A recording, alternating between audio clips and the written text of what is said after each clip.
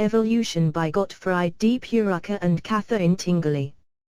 Evolution as taught in the archaic philosophy, and therefore taught by the theosophy of our own times, is based, as a process, on what we may briefly call the unfolding or unwrapping of what had previously been enfolded and enwrapped. It is therefore, as a word, used in the exact etymological sense.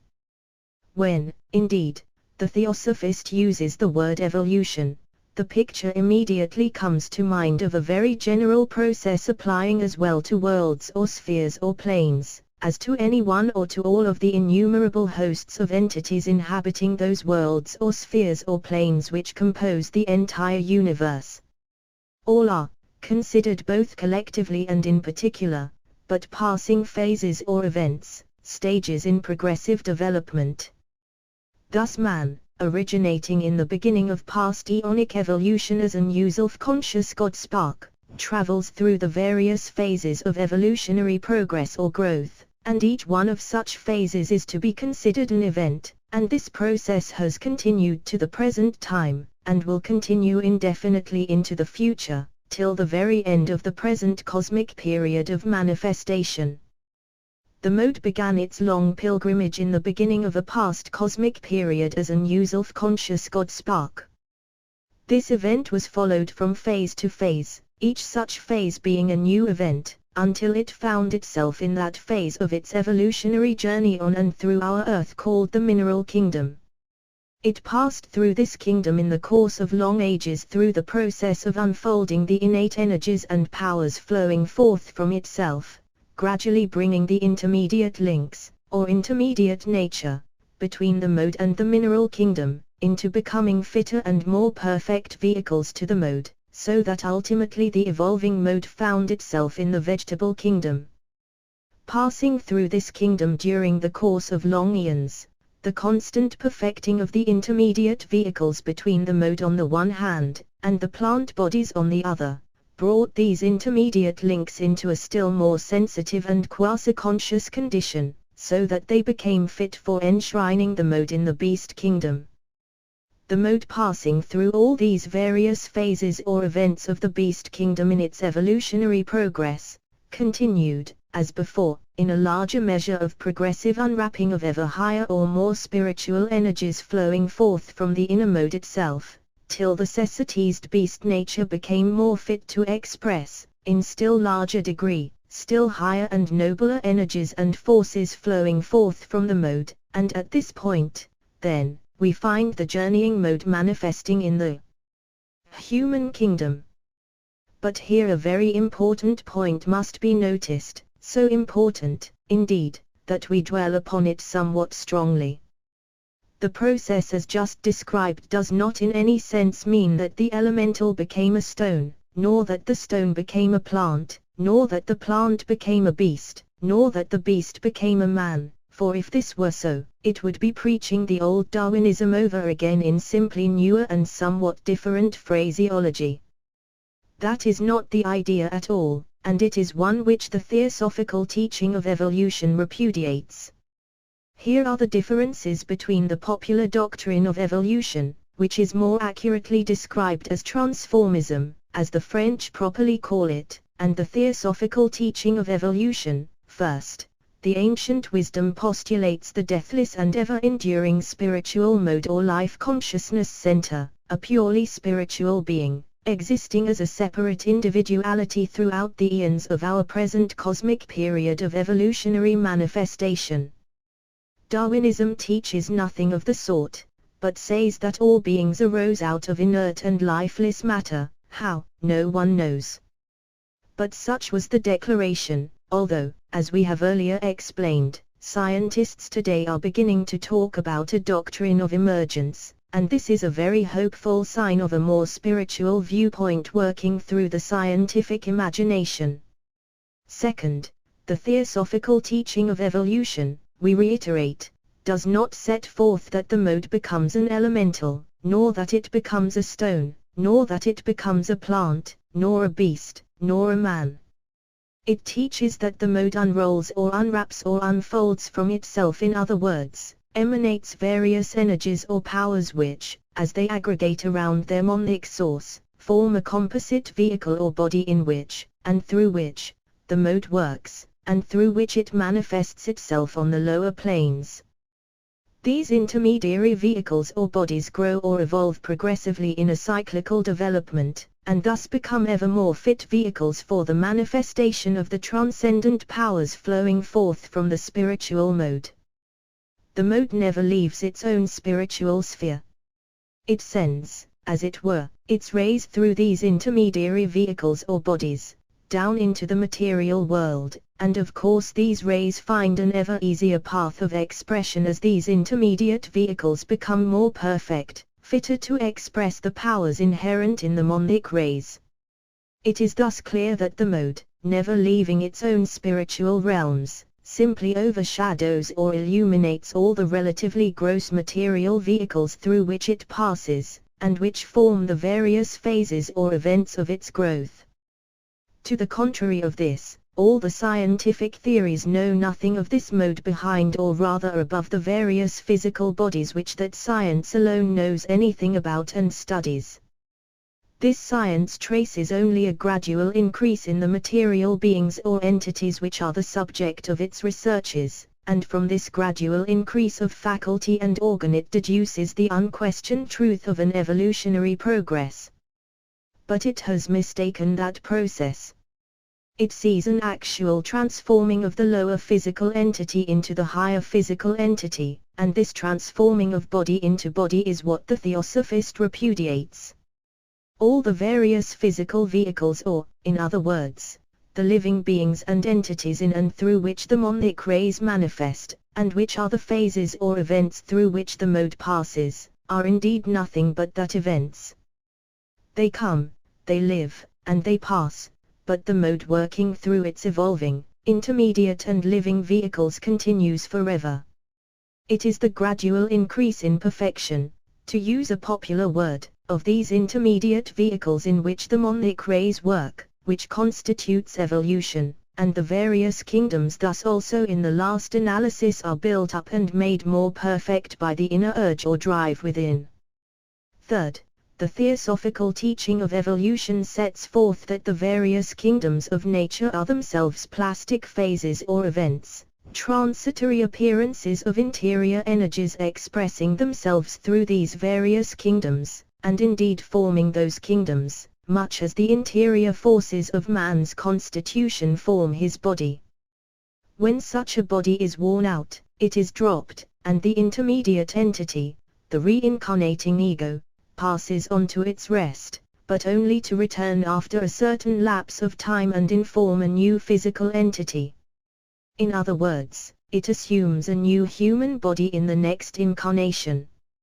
European science knows nothing of reincarnation, or of the process just sketched, except by hearsay, and of course in one sense it is not to be blamed for refusing to accept something which its physical studies have not yet enabled it to prove. Nevertheless, such theories as that of emergence, as enunciated by Dr. Lloyd Morgan and his school, are long steps in advance and show the direction in which modern scientific speculation is advancing. Furthermore, evolution in the theosophical sense means that such a progressive growth or development takes place coincidentally and coordinately on at least three planes: the monic, for the mode itself is evolving in its own high realms, the psycho-intellectual or the human, and the astral-physical. It is in this concurrent scheme of evolution that lie the secrets of the progressive development of even the physical beings of our own world, for these beings, after all is said, but reflect or mirror the general growth or forward advance of what takes place in the case of the inner intermediate entities which inspire and drive on these beings of the physical sphere. What, then, is the mode? The mode is a spiritual entity, a life consciousness center. Each mode is a spiritual being, which in long past eons of development, in other words, in other avataras or periods of cosmic manifestation, had passed through all the inferior or lower phases or events of growth until it finally reached conscious quasi-divinity. One of such previous events was in all senses equivalent to what is called the human stage as manifest on our earth. In other words, a man is an entity in which spirit and matter are more or less equilibrated. It is the destiny of the human beings of the present period of cosmic evolution on this earth ultimately to attain the same high spiritual stature and status that these modes have already reached. These modes are, therefore, only our forerunners on the path of an ever-expanding evolutionary perfection, a perfection which never reaches an ultimate.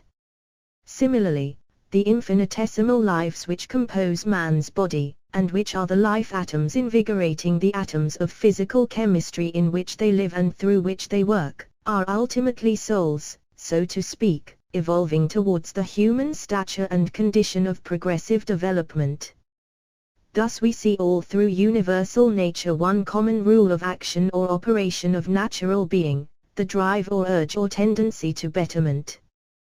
This is evolution in the theosophical sense, and the student or reader can work out the details as widely and as largely as he may choose to do so. Every stage of evolutionary advancement is an event. This word is an excellent one, because it contains the meaning of a passing or transitory phase of growth. It destroys in the mind the tendency to crystallizatio of ideas, and to consider the various things and entities which surround us as unchanging in their essence, and changing, if at all, only in their outer appearances or bodies. The exact reverse of this is nature's law.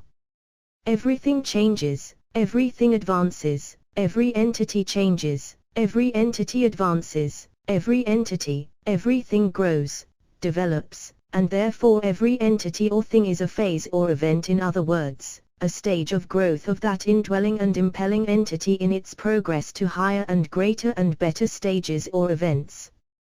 The mode itself, therefore, is a spiritual event, man is a human event, the mineral is also an event, the worlds and spheres and planes in which these various beings live and move and have their being, are themselves but events. For everything changes, in other words grows, passing from the less perfect to the more perfect, from the inferior to the superior, and all things and all entities, divine, spiritual, intellectual, psychoastral, or physical, whatever they may be, and wherever they may be, are unwrapping, rolling out, bringing forth from within themselves, if we speak in a collective sense, the intrinsic, inherent, innate energies, powers, faculties, of the causal self residing in the core of each. That causal self is the source of all, and the whole course of evolution is the raising up unto ever higher standards of self-expression, of the spiritual grandeur within, of all the entities and beings which form the hierarchical hosts of the boundless universe. Everything helps everything else, nothing and no entity lives unto itself alone, every entity and everything is but a part of another entity still more grand, still more sublime.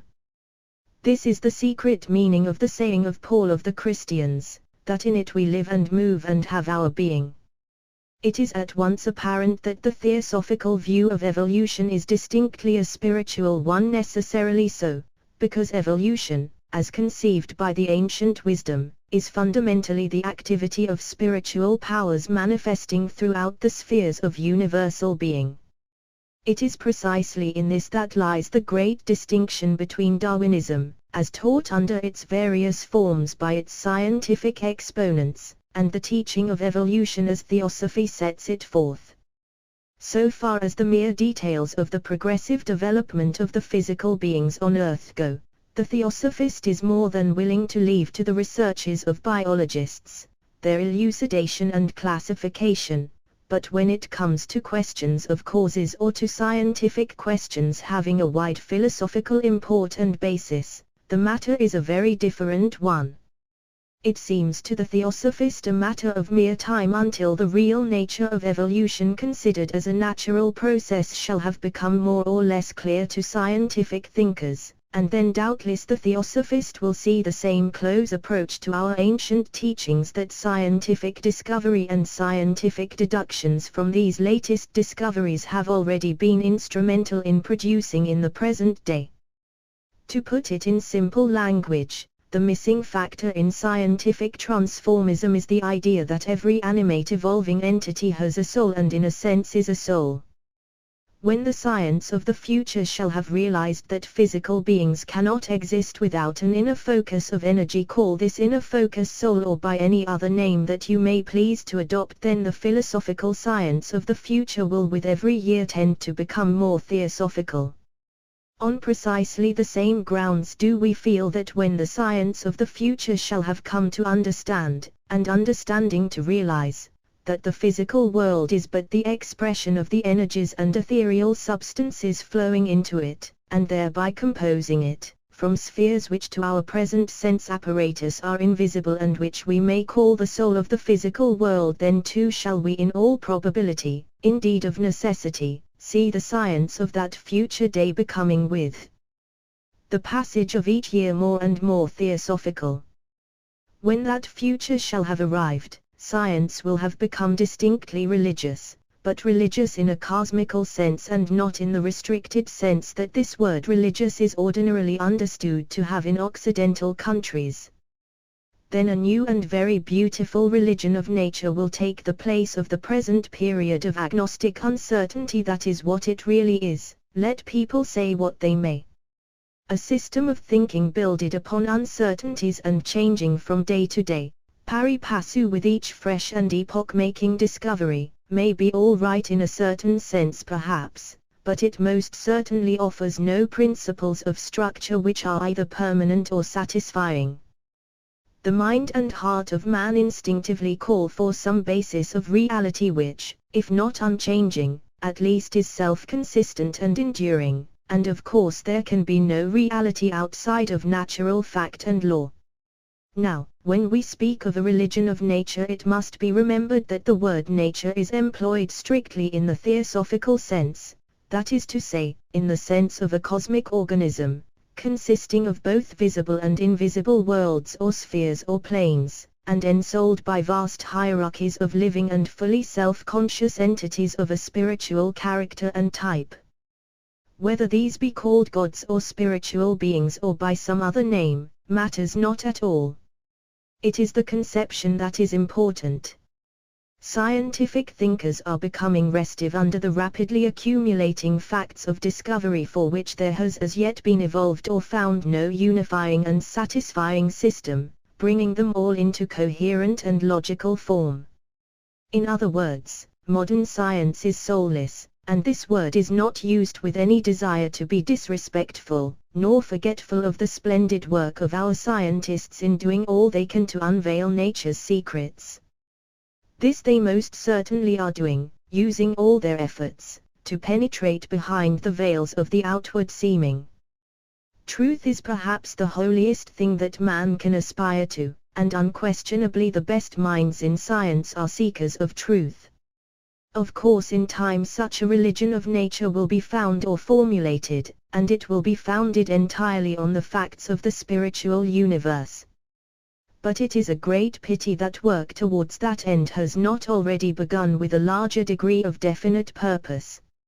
Opinions such as those of Professor Ed Agto, before alluded to, are of course a great step ahead. Once that men realize that the substratum of all natural being is consciousness, a new light shall have dawned.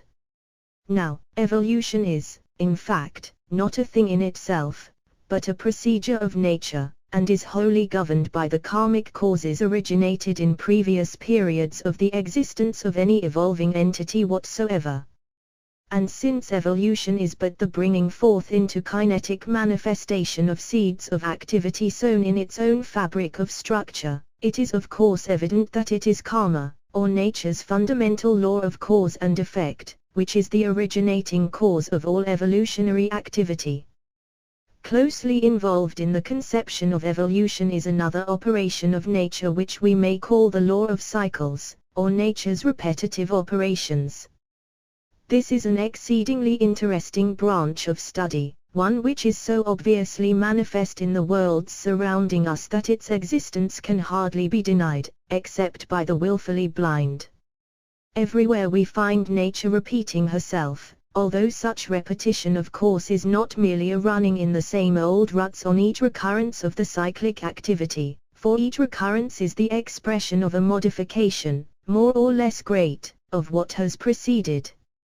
Day succeeds night, winter succeeds summer, the planets circulate around the suns in regular and periodical courses, and these are but very familiar examples of cyclical activity. Man himself in his course of repeated incarnations is another example of the same method of nature's working, and, as just said, evolution and cyclical activity are closely involved, the one with the other. Indeed, it may be said that these are not so much two distinct processes of nature as they are two aspects of the general process of natural growth in progressive development. Cycles in nature show the time periods of periodic recurrence along and in which any evolving entity expresses the energies which are itself, so that cycles and evolution are like the two sides of a coin. The one shows the time periods or cycles, and the other side manifests the ergic or substantial qualities appearing in manifestation according to these cyclical time periods, but back of this apparently double, but actually single, process lie karmic causes. The thought may perhaps become more clear if we consider the evolutionary progress of any evolving entity, or any host of evolving entities, as a continuous or uninterrupted series of events, in the sense already outlined. These events are the self-expressions of the energies flowing forth from the evolving entity, its different phases of self-expression, and as each evolving entity is a bundle of forces, each such bundle having its own characteristic or type, its own individuality, it becomes obvious that this individuality can express only what is in itself, indeed, what is itself, and this continuous and uninterrupted expression of the powers of the indwelling self proceeding along the lines of its characteristic individuality, furnishes not only the time periods or cyclical aspect of the process, but also the changing qualities of the ergic substances involved, which are the evolutionary aspect. A tree, for instance, at the proper season of each year, will burgeon into leaf and blossom, finally producing fruit, and then at the proper time periods these manifestations of the indwelling vitality will fade or pass away. Each such recurrence is an event in the life cycle of the tree, and repeats itself from year to year.